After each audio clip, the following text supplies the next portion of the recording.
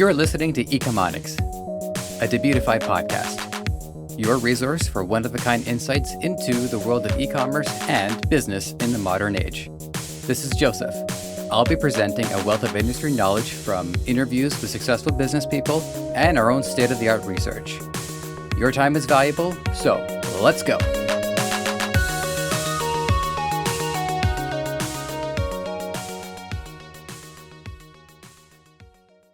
Good to have you here. The subtitle of this episode is Greater Than the Sum of Your Parts, and while it's a cliche, cliches tend to hold merit. In the same way the job of a producer is a bit up in the air, I would know, I've been a producer several times, the definition of a brand is as well. According to legendary madman David Ogilvy, a brand is, quote, the intangible sum of a product's attributes. The Dictionary of Brand, and I actually mean it's a book, defines it as, quote, a person's perception of a product, service, experience, or organization. Martin Neumeyer, author and presenter on all things brand, says, quote, a brand is not a logo. A brand is not an identity. A brand is not a product. A brand is a person's gut feeling about a product, service, or organization. Credit to emotivebrand.com for listing these definitions. I took a few attempts on my own to try and come up with a succinct definition for it. And I also found out that the word succinct is a little too hard to say out loud, so I'm going to want to start dialing that back. Anyways, a brand is, in my definition, an idea communicated through impressions made by words, images, sounds, and occasionally smells. Here's my next attempt. A cohesive presentation of an idea. All right, my next one. Perception of an entity left by the entity itself and/or by the events that transpire in relation to it. That's it. That's all I got. Brands are everywhere. I took a look around my office just to see how many I can spot. And here are just some. Asus, Corsair, Nintendo, Samsung, Insignia, Lenovo, Amazon, Citizen, and Ritz. The crackers. And that's before I open my cupboards or drawers, or rather, open the rest of them. As I've talked about previously on Ecomonics, a Debutify podcast, brands can become so effective, they genericize, wherein they lose their copyright protections because the term is too popular to be enforceable by law. Here's an interesting example. We know what McDonald's is, I assume. We know what a Big Mac is, I assume. But do you know that other burger joints also make Big Macs? They don't call it that outright, but they allude to it. Here in Canada, we have a premium burger chain called Holy Chuck's, and with a wink and a nod, you can order the Big Chuck. I have to imagine McDonald's is aware that one of their signature sandwiches is adopted by others, and in doing so, they pay homage to the original creation.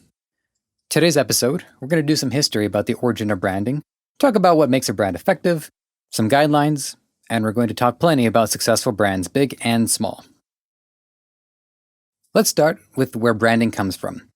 According to 99designs.ca, the term brand comes from a Scandinavian language known as Ancient Norse, the word brandr, B-R-A-N-D-R, which means to burn. Now, at that time, what they were referring to is what we now know as a torch. And by torch, I mean a stick, designed to carry fire. I understand some parts of the world refer to flashlights as torches. It's pretty cool, but not around here, we don't. In the 1500s, the first use of branding was by ranchers. How they were able to discover the term themselves, I have no idea, what with their propensity to set things on fire. Anyways, ranchers would burn their marks into the cattle in order to show who owned them. I guess cow theft was an issue at that point. Talk about acumen. Our next major breakthrough occurs between the 1750s and 1870s, also known as the Industrial Revolution. With the US and Europe experiencing unprecedented levels of production, consumers found themselves facing a wide variety of options to spend their money on. In order for companies to stand out in the competition, US Congress passes the Trademark Act in 1881, giving companies rights to their terms, symbols, design, and use of color. 99designs.ca goes on to list some of the earliest trademark companies, all of whom are still around today. Coca-Cola in 1886, Colgate in 1873, Ford Motors in 1903, Chanel in 1909, and Lego in 1932. The reason why these companies made such headway was their inventive approach to business. Similar to what we talked about before with McDonald's reinvention of restaurant efficiency. For instance, Ford was the first to sell cars made in America, and Chanel was the first company to sell suits for women. It's also important to note that as time progresses and we allow for new forms of advertising on the radio and eventually television, it also gives companies a chance to rethink how they're going to be viewed. For instance, Coca-Cola at one point markets solely on having superior quality. But eventually, with other companies providing their own quality product, it becomes a game of emotions. How people feel, what lifestyle they want to promote become as important as the quality itself. The next major breakthrough happens between 1960 and 1990. As technology improves, changes started to happen more rapidly, so companies took notice of this and started redesigning their image to keep up. 99designs.ca points to Walmart, which went from blue to black and white, to brown, then navy blue, then back to nearly its same original blue, but with the softer font and an image of a sun. And it wasn't just a look. A new message, aka a slogan, reestablishes a company's prominence. One such example involves Folgers' "Best part of waking up is Folgers in your cup." You'll have to forgive me for not doing that justice. Rounding out the history lesson, social media has led us to the age of consumer involvement. For instance, Coca-Cola used the hashtag #ShareCoke campaign to encourage customers to buy bottles of the soda based on the names of the bottle. Personally, I can only participate in something like that ironically. But ironic money is as good as sincere money. Let's go over some basic building blocks to branding. I got that on my first go. I'm actually really impressed with myself. Anyways, Entrepreneur.com contributes their own simplified definition of branding. They state, your brand is your premise to your customer. The first step is to figure out your strategy and equity. The strategy side of it involves where you intend to advertise, but more than that, who you want to talk to, where to talk to them, and what you intend to say. With enough consistency, Entrepreneur.com indicates that you'll be able to turn this trust into equity. Equity lets you determine the value proposition. The example listed is the difference between Coca-Cola and a generic cola. Oh my goodness, I say Coca-Cola a lot. Anyways, Coca-Cola costs more on average, but consumers are willing to pay the difference to get a better experience. The other facet to building a brand involves some reflective questions about your company. What's the mission? What benefits and features do you offer? If your company already exists, what do people think of it? What do you want them to think of it? Entrepreneur.com stresses deep research. It's important to know intuitively what your target market needs intrinsically. It's like we always say, your job is to solve problems, preferably at scale. Here are some key tips they recommend, many of which I would consider essentials. Number 1, get a great logo. Every chance you get to use it, take. Use it for your watermark. Have it on a placard at reception. If you have uniforms, put them on the uniforms, and on whatever products you sell or whatever trucks your employees use to drive to wherever they go. That's job related. Sponsor a NASCAR racer with it. The logo itself can be an image, just text, or a mixture of both. Apple obviously nails this, since they name themselves after something immediately recognizable, and as well, subconsciously reinforce the brand every time we head to produce. Number 2, write down your brand messaging. What qualities do you want your employees to exhibit as representatives of the company? A company may have core traits they expect to see in their employees, and those core traits may be arranged into an acronym. Number 3, integrate your brand. With a clear idea of your messaging, what word choice you tend to use, what tone you want to speak with, it's important that there's not one missed opportunity. Use it on the email sign-off, how customer success agents pick up the phone, on the water bottles. Number 4, write a tagline. Something that sums up your company in as few words as possible. Like a home seller might go with turning dreams into reality. Or if they really want to go for it, turning dreams into realty. It's not my wheelhouse, so I'll let them figure that one out. Number 5, design templates and brand standards for marketing. If the logo uses black and gold, then your business card should as well. Same goes for the placard by reception, the letterhead, the intro-outro on your YouTube video, etc. Number 6, be authentic. If your brand is just an empty promise, that's what people will associate with you and likely not trust you again. Number 7, be consistent. In building that sweet, sweet equity, you will be gaining customers' trust. The tricky bit is someone can make a mistake. It could be you, your employee, or maybe it'll be an incident that happened within your operation that was beyond your control. I don't want to name anything in specific because we try to keep things light, but life could take a messy turn rather quickly. It can warp the customer's perception of the business. It's unfortunate that it happens, especially if it's a tragic incident. So with a heavy heart, I say this to make sure you're ready for it. Let me give you some anecdotal examples that are more on the lighter side of things. When I was very young, my parents let me try Brio, an Italian cola. 8-year-old me loathed it. It was bitter beyond comprehension. Later on in life, I developed more of a tolerance for bitterness, becoming more of that quality myself, and as such, learned to love Brio. In fact, I would love to see an ad campaign along the lines of Brio, when you're ready, or you've grown up now. Sorry, I never thought I was going to tell this story on air. So, Burger King heavily competed with McDonald's for the love and admiration of children. That hasn't changed much, granted, but I remember quite vividly seeing a commercial on TV showing the Burger King play place.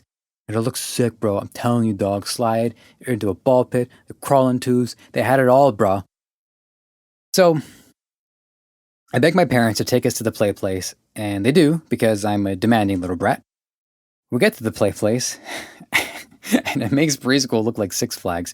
It was one kindergarten slide in the shape of an elephant, the trunk being the slide part, though I figured most of you could have worked that part out. There were a few other scattered toys around, and on the wall was a banner with the alphabet. I didn't come to Burger King to learn. I barely did that in school. I felt bad for my parents looking back on it. But for some reason, I feel even worse for the elephant. Those were just a couple that resonated with me. You notice that they occurred when I was younger. And that's understandable. The relationship between impact and influence is correlated to the impressionableness of the viewer. In a metatextual sense, the word brand is a bit ruined for me. I keep associating it with an unpleasant fellow who mocked me for using the word in relation to my own decision-making. We all got our burdens. Next up on the docket, we have some terminology that's important for you to know. These are sourced from blog.hubspot.com, and they all start with the word brand just for future reference. Number 1, awareness. Through your marketing, influence, and relation to the world at large, this is a metric you use in reference to how many people know who you are. Number 2, extension. This is where a company branches out, offering products and services generally in line with what people come to expect. HubSpot uses 2 examples: Honda, lawnmowers, and Martha Stewart, bedding. I was curious as to what would be an unusual or unexpected example of an extension, and HubSpot refers to Cadbury instant mashed potatoes, aka smashed potatoes. Before I even read the article, I knew they were going to point out people associate Cadbury with decadent chocolate, and sure enough, that was the case. On a fundamental level, the two are both edible products, but it is a loose association. Number 3, identity. We've gone over this a bit already. To sum it up, it's your personality. Number 4, management.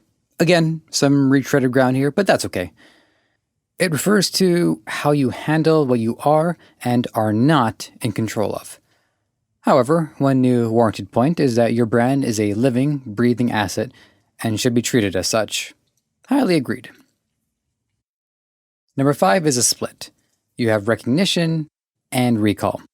Recognition is how well certain assets of your brand can carry their relationship with the customer without the aid of any key indicators like the name spelled out. So for instance, the white and red of Coca-Cola could alone relate the audience to the soda without needing to see the words. Recall is even more subjective, as it relates to how someone remembers it in their mind without any prompt. Intentional anyways. Number 6, trust. An interesting statistic is that as of 2019, according to news.gallup.com, 32% of people trust big businesses only a little, with only 10% trusting them a great deal. And number 7 is valuation, which is also where equity is discussed in a tangible sense. The better valuation/equity you build, the more appealing it is to investors, shareholders, and potential buyers. It doesn't specify if they mean buyer of the product or buyer of the company, but again, that probably also is determined by equity. There's a particular trend in branding I want to touch on, and it's something that I personally find interesting, though I don't fully agree with it, and that is snark. I'll spell it out for you. SNARK. Social media is an apple orchard of biting wit and sick burns. We all want to see bad people put in their place, and I have respect for companies that are willing to stand their ground when the customer is being unreasonable. Credit to SproutSocial.com for the following data, and to Adweek.com for directing me to it. A 2017 consumer poll states that 88% of consumers are annoyed when brands mock their fans. 71% find brands engaging in politics on social media annoying, as do I. But 3 out of 4 consumers appreciate brands having a sense of humor. Much credit to Adweek.com for saying what I was thinking, but a particular restaurant by the name of Wendy's gained a reputation for taking on an irreverent tone on social media. Other companies were eager to emulate this. The problem is, if the brand is snarky on social media, they have to be on every other platform as well. In their commercials, in store, on the menus. But it was an inspired choice on Wendy's part, so credit for bravery. Now, I have a tendency to refer to big popular brands a lot of the time, both in this episode and on the show, and also in general. There's a reason why. I do this show worldwide. If you understand English or have a really good translator, you're a potential audience. I want to refer to companies most of us know so that we can learn more easily. And hey, you can't dispute success now, can you? With that said, I wanted to take some time and highlight some smaller brands and companies as well. Just to say that you don't need a 100-year or $1,000 head start to make a solid brand. In fact, when you consider how much exposure one image can have, the value from doing it right will mean more at a smaller scale where every success counts. Credit to referralcandy.com, gorilla360.com, and privy.com for the references. Number 1. Rent the Runway. While not a world I'm particularly knowledgeable about, what stuck out to me right away regarding the name is that it refers to something I've at least heard of, the runway. It also gives you a very clear idea of what the business is about, and it's not that small either. It's a 7-figure business that's been at it for 11 years. They also dominate on social media. Being able to rent dresses means one customer can display potentially dozens of outfits throughout a year, generating organic word of mouth for the business. Number 2, field notes. Quote, I'm not writing it down to remember it later, I'm writing it down to remember it now. As someone who habitually writes things down with pen and paper, I am always going to need another notebook. For the last 7 years, I've purchased a yearly agenda to use for plotting my day in advance. Field Notes offer a subscription service because their fan base enjoys their products so much, they kept refreshing the website waiting for updates. But even without that, they offer rugged, adventurous notebooks and writing material. They also have a specialized book for Dungeons & Dragons players, which, while taking place indoors, is certainly an adventure. Their product is more expensive than average, and to be fair, you could get the job done with any pen and paper, but you save money by investing in premium quality, as well as enjoy more peace of mind ordering from a product made in the US with passion and dedication. By the way, I'm not sponsored by anybody, just so you know. At least not yet. We'll see. Number 3, I couldn't resist. GoBobaGreen.com. I get to make my own bubble tea at home. A little bit about me, I love bubble tea. I love being able to drink something and can also chew. It's a satisfying drink to look at as well, which is why it's always served in a clear container. But ordering them off Uber Eats is wasteful spending. In the battle of time over money, it's leveraging time a lot more than it is money. Boba Green is environmentally conscious. 10% of the proceeds are donated to a nonprofit organization. The starter kit is $35 USD, but I already have most of this. The hard part for me has been finding good tapioca. So for $15 USD, plus another, $5 for shipping, I get 8 servings. Comparatively speaking, The last order I put in for bubble tea on Uber Eats, including tip, delivery fees, and extra tapioca, 20 USD. And that's as much as I'm going to talk about it. Number 4. While I was scanning my phone for the receipt, I noticed I had an email from Ownr. That's spelled OWNR. In an age where everyone has a chance to run a business, Ownr provides a cost-effective and painless way to register it. According to their site, which in the 5 minutes I opened it, prompted me with a chat message, invited me to ask questions. Sorry, hang on. I actually just want to order the tapioca before I forget. I'll remember. Okay. To incorporate on my own, it would cost between 12 to 1800 Canadian. But to incorporate with Ownr, it's 600 Canadian. And it puts the liability on their end since they're the ones offering the service.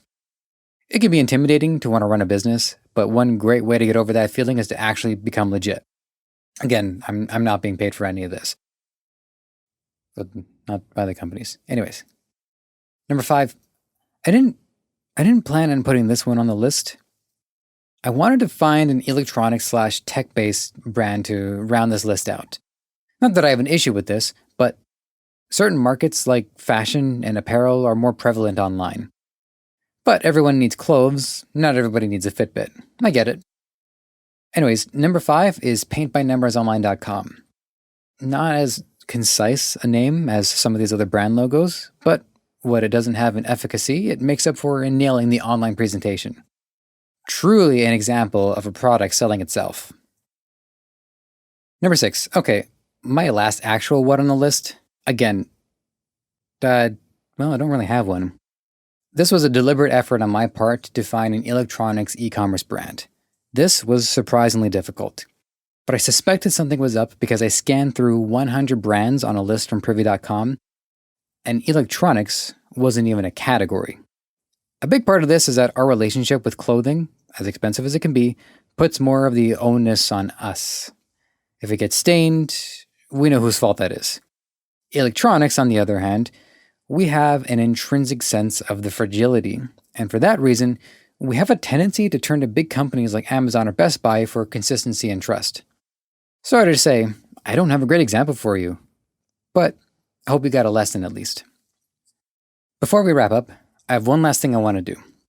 I wanted to do a test of what brands I encounter on Facebook, and what impressions the companies leave with me. I am going to list the 10 brands I encounter on a single page. I hit refresh on Facebook, and let's see how this goes. Number 1, on the right column are 2 ads. One with 2 images, the second with 1. The first ad is from mapleleaf.ca, a meat company I'm well aware of. The ad reads, quote, "Say it with love, bracket, and ketchup, and bracket. Celebrate National Hot Dog Day virtually this year by SN, I assume it's going to be like send. It cut off. I tried to find the rest, but that's the first impression that I got. Anyways, the imagery evoked a classic 1950s feel. I want to guess Art Nouveau, but that's because anytime I'm not sure what the style is, I guess either Deco or Nouveau. They also use the images to convey more text. Since there's only so much space, even on a full-screen desktop like the one I'm on the images, it says, Bon appetit. The second image on the right was for Kudo, a mobile company. And it says, quote, "Smartphones at no-brainer prices. Get yourself a like-new phone at less than a new price." And then it cuts off, but it does so with grace. The image is a smartphone with a yellow wallpaper in a shopping cart in the middle of a vast blue setting, like literally just blues.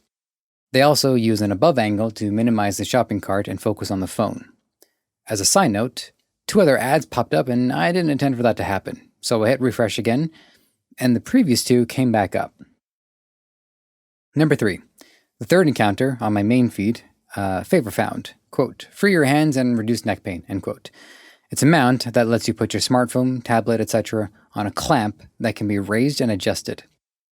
Better than the one I've got, but I'm going to make do. They also put the link to the shop in twice, I assume for more visibility. Number 4, TalkShoe. Quote, Free podcast recording, moderator host controls, and integrated chat are just some of the amazing features. Start your first show in minutes. End quote. The ad itself is careful about its color choice. Their logo is mainly blue, but with a small bit of yellow, being a speech bubble inside the O. In the image, it's actually several images merged together to form a collage, a clever way to subvert the one image limit. Number 5, Arctic Steel. Quote, "Psst, love ice cubes, but hate the way it dilutes your drink. Winky face." End quote. The name is fitting. I visited the page, and at the moment, most of the activity, and by that I mean the comments, have been on the main ad. The Facebook page itself has very little activity. I'm sorry if that's a knock on the company. My assumption is that people are sold or not solely by the ad, and they head right to checkout. Number 6, Abtikar. Unlike Arctic Steel, the connection between the product, quote, "light up your desk with this LED screen lamp without straining your eyes," end quote, is a little less obvious, although saying it out loud, it pronounces similar to add to cart. The logo uses a blue with hard edges on top of a white background. Number 7, Nintendo, which links to gamerproofficial.com, where they sell inventive products like stands for the Nintendo Switch. On the website, a live feed pops up indicating someone bought something. If you know Nintendo, you know the GP logo they're using evokes the same design as the official one for the Nintendo GameCube. There is more activity on this than some of these other examples. Posting gamer memes on the Facebook page is an easy way to snag a few comments from fans. Number 8. At this point, I should let you know the only ads for number 3, as well as the only other ads that will come up on this list, are appearing on my news feed. And as well, smaller brands and one-off e-commerce sites are using this. It seems to me that the bigger companies are more likely to use the column ads on the right. Anyways, the next brand is Magical Cabin, and they're selling a screen mount. Now, this is something that I ended up buying myself at a Staples before I had seen the ad for it. Quote, "create the perfect work environment and reduce eye, wrist, back, and neck strain with this," end quote. Now, this product appears to have more adjustability than the one I bought, so I'm curious if I'm a doofus and never noticed mine had that feature too. Well, I looked at it, and it does, but it's worse. Heading over to the Facebook page, it sells a variety of linens and cushions, so not exactly what I was expecting from the consumer electronic product they hooked me with. Number 9, we have Sabinatech Audio. Quote, "world's smallest wireless stereo mic," end quote. Their logo uses a black S, but it's drawn as if the font were just diamonds, then white background and a black circle. Their Facebook page is lively, with live streams and giveaways. Instead of a static banner, they have a simple video ad with images and transitions. And at number 10, Orbitzeed. Quote, "enjoy cool air everywhere with the portable air conditioner," end quote. The logo is a white ring wrapped 2.5 times around a blue orb, symbolizing planet Earth, I assume, with gears and cogs subtly embedded in the image. Their Facebook page is lacking in finesse. The banner is a hodgepodge of selling points and a clipped image of a shopping cart. For an expensive product, this comes across as low trust. Now, what do we learn from that? Well, what I learned is that Facebook newsfeed is a battlefield and a frontier. If you've got a product you're ready to sell, that's where your competition will be as of today. You have a lot of opportunities to excel, and it all comes back to what we've been discussing. Good copy, clean, crisp imagery, a healthy, active community, a logo that resonates, a website that exudes confidence, and a product people can't say no to. Despite the range of quality, I can say every one of these products had a chance to be bought by me. But that's me. As I've talked about in our episode on advertising, there are more ways to sell than there are potential transactions. Some of this is supply and demand, but on a deeper level, consider the imagery used in religion, in nations both today and throughout history. When I say the Roman Empire, what comes to mind? The Roman Empire is long gone, but their legacy lives on throughout history. I mean, have you seen a peacock? Oof, they got their brand down pat. With such a fundamental quality, Perhaps the most simplistic way I can describe branding is how one is remembered. Thanks for listening. It has been great having you. I'm curious, what happens when you do the Facebook 10 challenge? What 10 brands do you see? How many are new, and did they leave a good impression? Let us know by emailing podcast@debutify.com. Take care. You might have found this show on any number of platforms: Apple Podcasts, Spotify, Google Play, Stitcher, or right here on Debutify. Whatever the case, if you enjoyed this content and want to help us thrive, please take a few moments to leave a review on Apple Podcasts or wherever you think is best. We also want to hear from you, so whether you think you'd be a good guest or want to weigh in on anything related to our show, you can email podcast@debutify.com or connect with us on Facebook, Twitter, Instagram, and TikTok. Finally, this podcast is created by the passionate team at Debutify. If you're ready to take the plunge into e-commerce or are looking to up your game, head over to Debutify.com and see how it can change your life and the lives of many through what you do next.